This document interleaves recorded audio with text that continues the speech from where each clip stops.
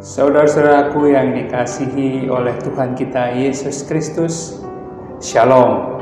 Selamat pagi, sungguh sukacita kita bisa berjumpa kembali dalam sarapan rohani Gereja Kristen Protestan Bali Jemaat Galangningan Abian Base.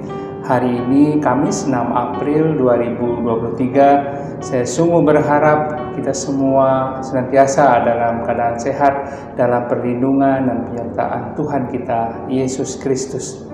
Sebelum kita memulai kehidupan hari kita hari ini, mari kita mendasari kehidupan kita dengan kebenaran firman Tuhan.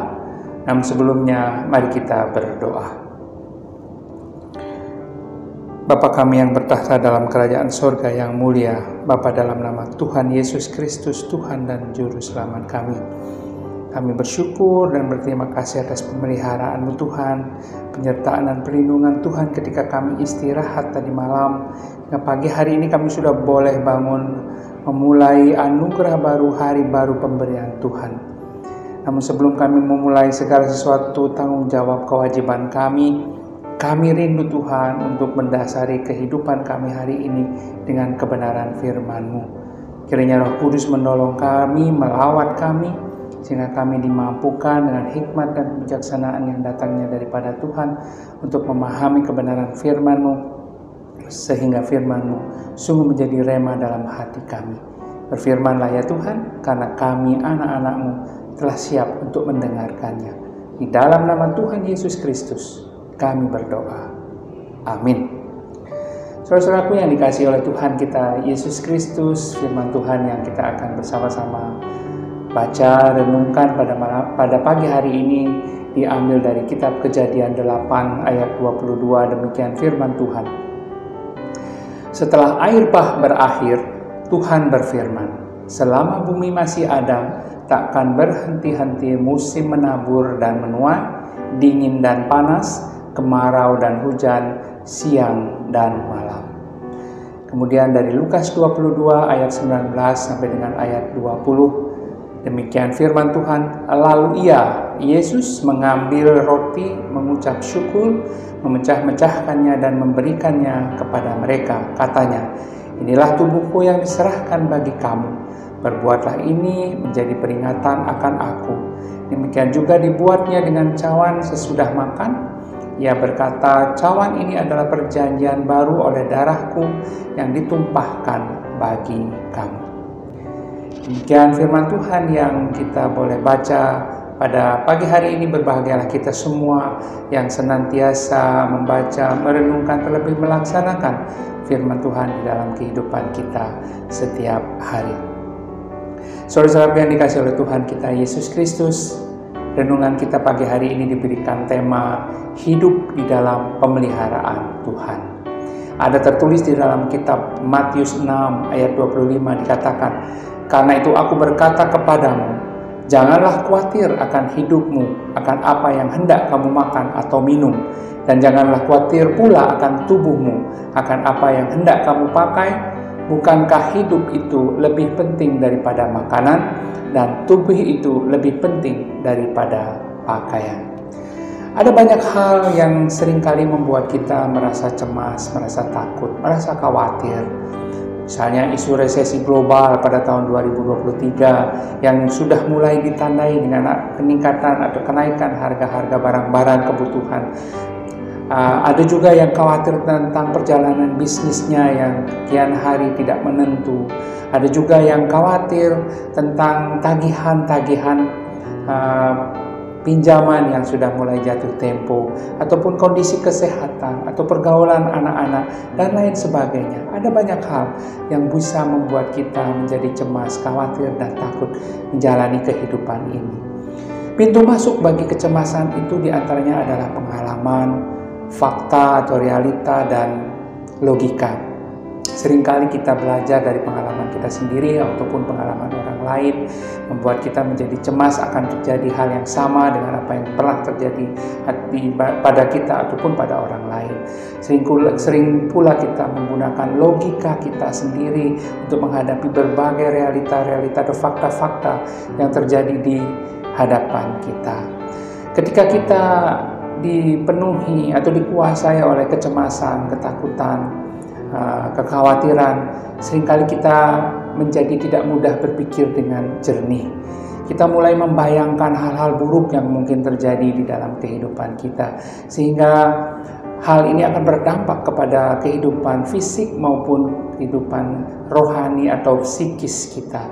Kita menjadi mudah marah, kita kehilangan sukacita, kita kehilangan damai sejahtera, kita menjadi susah untuk tidur. Kemudian juga ada gangguan-gangguan yang bersifat fisik, misalnya sering berdebar, gangguan-gangguan pencernaan, dan lain sebagainya. Ini terjadi karena kita sejatinya tidak bisa mengendalikan apa yang terjadi di sekitar kita ataupun apa yang akan terjadi di masa depan kita. Nah, dalam kondisi seperti ini, saudara-saudaraku yang dikasihi oleh Tuhan, hendaklah kita mengingat bahwa Bapa kita adalah Allah yang Maha Mengetahui. Dia tahu masa lalu kita, Dia tahu apa yang akan terjadi di depan kita, dan Dia juga tahu apa yang sedang kita alami sekarang ini. Mazmur 37 ayat 25 berkata, "Dahulu aku muda, sekarang telah menjadi tua, tetapi tidak pernah kulihat orang benar ditinggalkan, atau anak cucunya meminta-minta roti. Tuhan tidak akan pernah meninggalkan anak-anaknya." Dalam doa Bapa kami juga disebutkan, "Berikanlah kami pada hari ini makanan kami yang secukupnya." Doa ini memohon pemeliharaan Tuhan atas hidup kita sehari-hari. Doa memohon kecukupan atas kebutuhan kita. Melalui doa tersebut Tuhan Yesus mengajak kita untuk hidup secukupnya atau ugahari, cermat dan tidak berlebihan. Belajar hidup berdasarkan kebutuhan, bukan berdasarkan keinginan. Bapa kita yang di sorga, Allah kita memang tidak pernah berjanji akan memenuhi semua keinginan kita, tetapi Dia berjanji akan memelihara dan mencukupi kebutuhan kita. Sebab itu Dia berkata, janganlah kita khawatir. Dengan caranya yang ajaib, Allah kita telah menyediakan berbagai jalan keluar yang ajaib bagi kita, bahkan jauh sebelum kita menemui persoalan-persoalan kita. Jikalau burung dan tanaman-tanaman liar saja Tuhan pelihara, terlebih lagi kita, anak-anaknya yang sungguh sangat dikasihinya.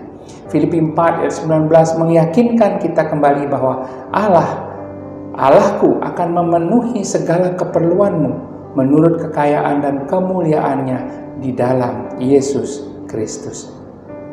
Saudara-saudaraku yang dikasihi oleh Tuhan kita Yesus Kristus, untuk hidup dalam pemeliharaan Tuhan, ada beberapa hal yang bisa kita lakukan. Di antaranya yang pertama, kita harus senantiasa mendengarkan suara Tuhan.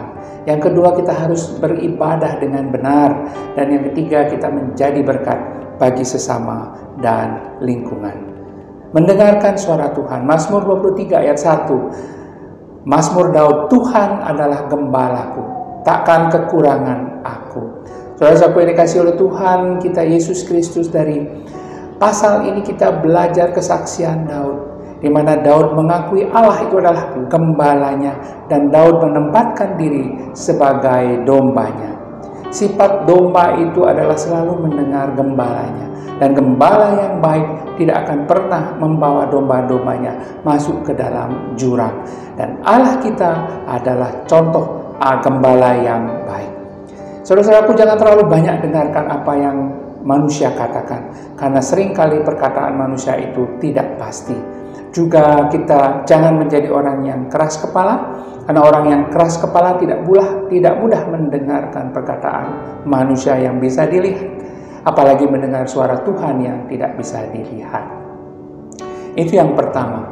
Yang kedua, saudara-saudara yang dikasihi Tuhan, kita harus beribadah dengan benar. Keluaran 23 ayat 25 mengatakan, "Tetapi kamu harus beribadah kepada Tuhan Allahmu, maka Ia akan memberkati roti makananmu dan air minumanmu, dan Aku akan menjauhkan penyakit dari tengah-tengahmu." Saudara-saudaraku, kita semua pasti suka diberkati dengan roti, dengan air, dengan makanan, dengan berkat-berkat yang lain, dan juga dijauhkan dari penyakit-penyakit. Tetapi jikalau kita tidak mau beribadah dengan baik dan benar kepada Tuhan, maka hal ini tidak akan bisa nyambung. Nah, hati-hatilah dengan ibadah-ibadah kita. Waktu kita beribadah, beribadahlah dengan baik, beribadahlah dengan benar, beribadahlah untuk memuliakan Tuhan. Jangan tidur kalau sedang beribadah. Kalau kita ibadah dengan benar, bersemangat dengan Tuhan, maka apapun yang kita alami, Tuhan pasti akan pelihara. Siapa yang kita sembah, itulah yang menentukan hidup kita. Kalau kita tahu siapa yang menjadi junjungan kita, Tuhan Yesus Kristus, pasti Tuhan bela dan pelihara. Itu yang kedua. Yang ketiga, menjadi berkat bagi sesama dan lingkungan. Lukas 6 ayat 38. Berilah dan kamu akan diberi suatu takaran yang baik, yang dipadatkan, yang digoncang, dan yang tumpah keluar akan dicurahkan ke dalam ribaanmu. Sebab ukuran yang kamu pakai untuk mengukur akan diukurkan kepadamu. Saudara-saudara yang dikasihi oleh Tuhan kita Yesus Kristus, iman adalah landasan yang bisa kita pakai untuk meyakini diri kita akan pemeliharaan Tuhan itu sungguh ada. Peliharalah iman kita di dalam Tuhan, maka Tuhan pasti akan memelihara kehidupan kita. Tuhan memberkati kita semua. Amin. Mari kita berdoa. Bapa, kami sungguh berterima kasih atas firman-Mu yang boleh kami dengar pada pagi hari ini, di mana firman-Mu sungguh menguatkan kami akan pengharapan kami dalam kehidupan kami, akan pemeliharaan Tuhan yang sungguh-sungguh nyata dan ada dalam kehidupan kami. Jika hari-hari sebelumnya kami merasakan betul Tuhan pemeliharaan-Mu, dan saat ini Tuhan dan hari-hari esok kami sungguh-sungguh serahkan di dalam pengharapan kami akan pemeliharaan Tuhan. Ajar kami untuk hidup benar di hadapan-Mu Tuhan. Ajarkan kami untuk taat beribadah, ajar kami untuk mendengarkan suara-Mu, dan ajarkan kami untuk menjadi saluran-saluran berkat, sehingga pemeliharaan Tuhan sungguh kami rasakan dan amini dalam kehidupan kami. Terima kasih Tuhan, inilah seluruh permohonan kami, berkati dan lindungilah kami di dalam beraktivitas hari ini, karena sungguh kehidupan kami hari ini kami serahkan hanya ke dalam pemeliharaan Tuhan saja. Dalam nama Tuhan Yesus Kristus kami berdoa. Amin. Selamat mengamini firman Tuhan hari ini. Selamat hidup di dalam pemeliharaan Tuhan. Tuhan senantiasa memberkati kita semua. Shalom.